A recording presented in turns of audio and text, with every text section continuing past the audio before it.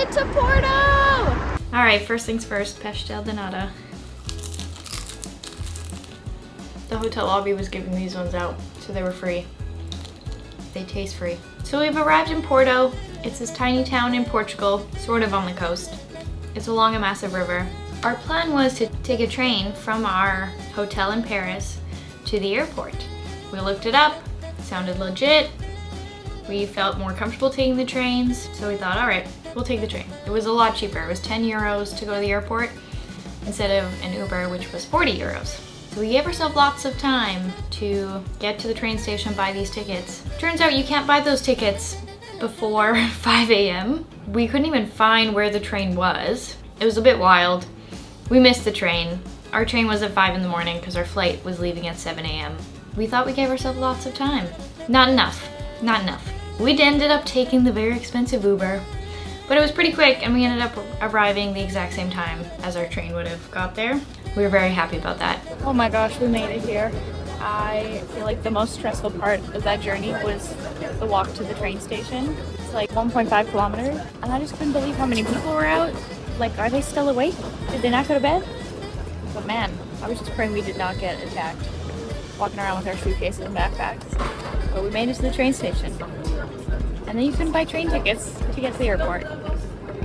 Luckily, there was Uber. Then we got on the plane. It was a pretty quick plane ride, like 2 hours.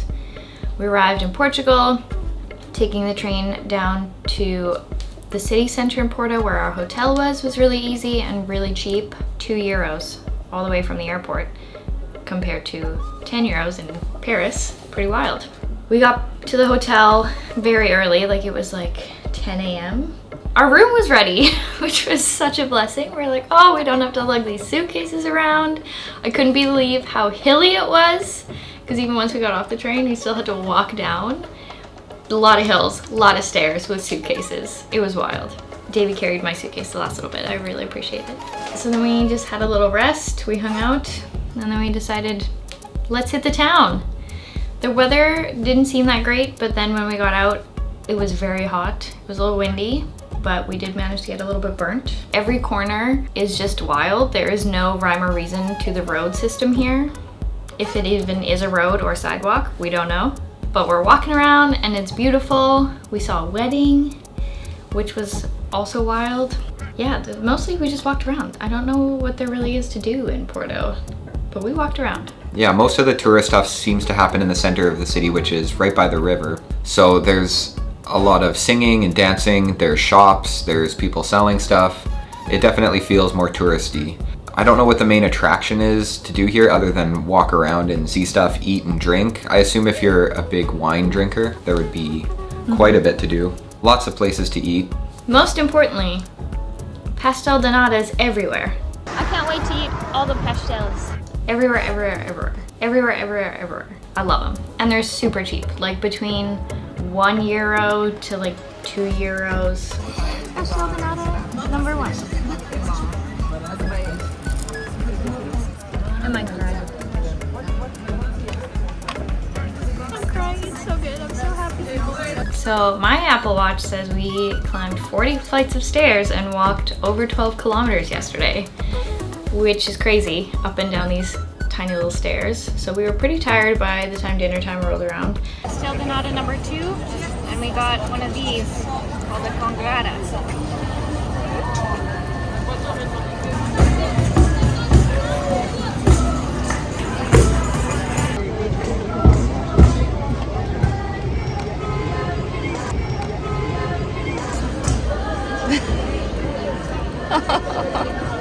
It's like a powdered donut. But we stopped at this place for tapas, which is very Portuguese and Spanish.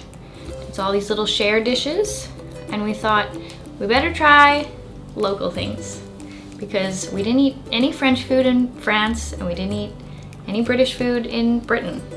So we thought, we're eating the local food. Thank goodness we're adventurous eaters. We ordered sardines, we ordered prawns, and we ordered melon with prosciutto and like a deep fried meat patty. We got one with codfish and one with meat, whatever kind of meat it was. Everything tasted really good. We were kind of surprised the prawns came cold and very wet. The bones are very, very, very thin in their sardines, and there's a lot of them. And my first bite, a bone went straight up into my gum at the back of my tooth. It was like having a splinter in your gum. It was quite painful. I highly still recommend trying it because it tasted really good. After a few more bites, I kept having more and more fear of these bones, but the taste was worth it. So walking around Porto, there are a lot of skinny streets slash sidewalks. You don't know if it's a road, you don't know if it's a sidewalk. Yeah, you don't know if the building is someone lives there, it's a business, it's an Airbnb, it's a hotel, it's a dessert place, it's food. Everything looks the same. There's very, very little branding, I feel. Like everything looks the same. And you're walking upstairs and then you're walking downstairs and then upstairs and then down. And sometimes there's stairs and sometimes it's just a flat road at an angle. Everything is cobbly or tiled. You better be really into walking if you want to come here. But it's super colorful everywhere. There's plants everywhere. There's flowers growing outside of the walls. Pastel de nata number 3.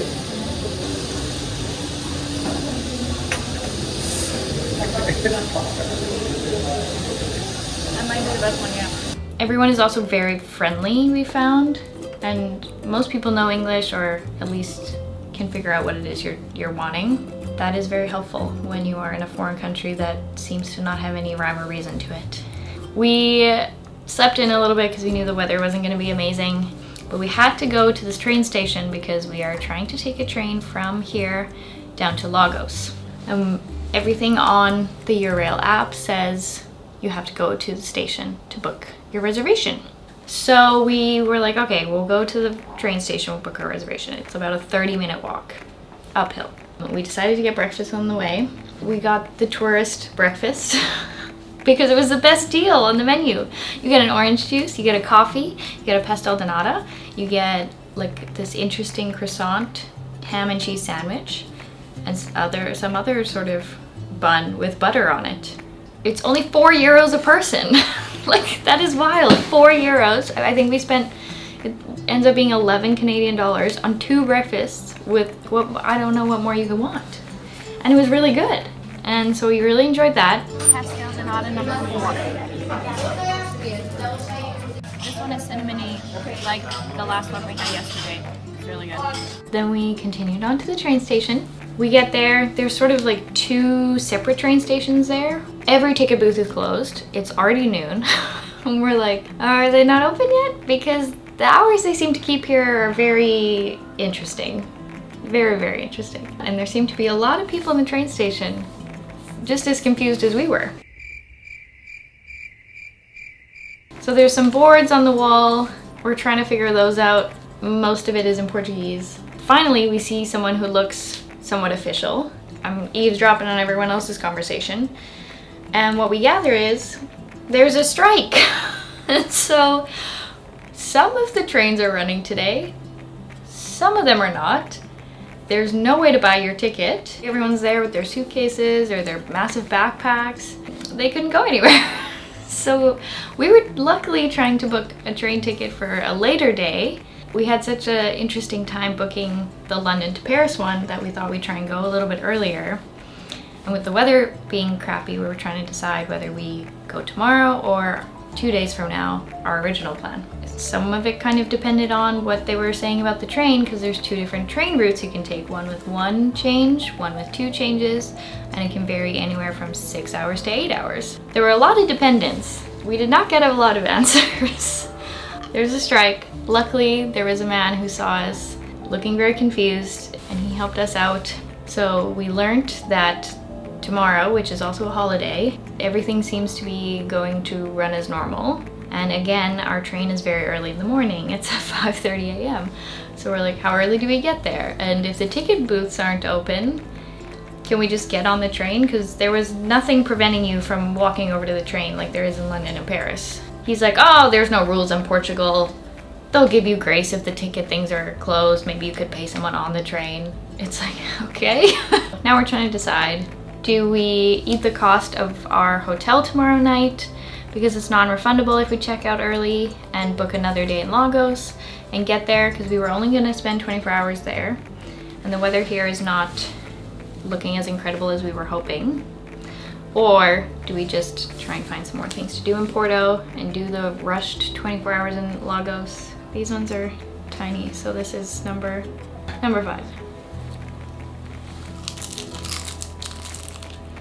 The hotel lobby was giving these ones out, so they were free. They taste free. By the afternoon, it cleared up, the sun came out, and you could tell it was a lot busier of a day. Everyone seemed to be out setting things up, checking things out, eating, drinking. That is because we just happened to be there on St. John's Day. I just got a sangria for €1.50, and you can just drink on the street. It's wild. That's our hotel. We made it to the other side of the river. Okay, we're on the other side of the river today, and we got one tiny beer, €1.50. One tiny espresso with pastel de nata. And we got a pork sandwich. Anyway, everything seems to be a little bit more expensive on this side of the river. We are assuming it's because all the cruises dock here, but pastel de nata number 6? 6, I think. I've lost count. This has been the perfect like flakiness to custard ratio. So we just happened to be in Porto on St. John's Day. It's this massive festival. I guess there's a few of them where they celebrate patron saints around. Our hotel gave us this. I looked it up. Apparently, way back when, you used to whack other people with a leek on the head, but now you whack them with this. I don't know why, but you do. It's crazy out there. So many people. There's gonna be fireworks. They're setting off lanterns. There's a ton of street food. There's a ton of drinking and dancing and funky hats. I don't know what the purpose is, but it's so fun. I can't wait to go check it out. We were out sort of around dinner time and it was pretty busy. So we were like, oh, we'll just go back to the hotel, wait for it to get a little bit darker, and then we'll come back out. When we came back out, wow, the crowds were insane. I don't know if I've ever been anywhere that's that crowded. It seemed like most of the action was happening near the river, and so everybody was coming from the top of the hill towards the river, and so there was floods of people through every alleyway, every set of stairs, every passageway. Coming from Canada, that was like a very strange sight to see. The stairs are like very steep and short and not even, and people are just hanging out on the stairs drinking or like barbecuing their sardines out of makeshift barbecues. So there's like fire everywhere, there's drinks everywhere, people are setting off fireworks anywhere and anywhere. So along with the hammers that you would hit each other on the head with, there was also paper lanterns you could buy, and people would light them up and let them go. And it was actually really pretty because all over the sky you see all these paper lanterns floating away. I thought it was really pretty. At midnight, there was a massive fireworks show. And so everyone, I think, was trying to get a good view of that. We weren't sure where they were gonna go off from. It was very packed. I have to say, the whole festival was super fun. I'm really glad we were there for it. I had a great time. The crowds were just a bit too much to handle. I think especially after 2 years of being forced to socially distance, to be surrounded by so many people was really wild. If you're ever in Porto around St. John's Day, highly recommend it. Apparently some of the festival party goers also just stay up all night and everyone will walk down to the beach to watch the sunrise. We had decided to leave for Lagos the next morning, and if you want to hear about that fiasco, tune into the next vlog. But that was a wrap on Porto. We had a great time.